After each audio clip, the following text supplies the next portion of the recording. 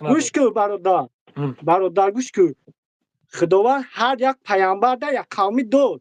قومشو نخدید باید در اسلام خبردار باشی. خداوند برای حضرت نوح قوم داد.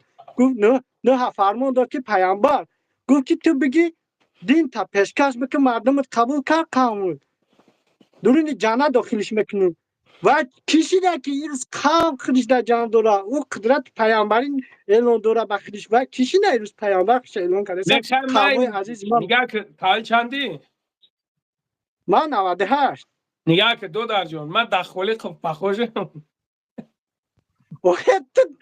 تو مرا اینه برادر من تو دو نمیگم در گوش که برادر نه من گاب نیست من گپودت 100% قبوله نه تا مرا بگو من دخولی پخوشم آدم که میگه یا مشرک یا کافر والله قسم دستگیری میکنه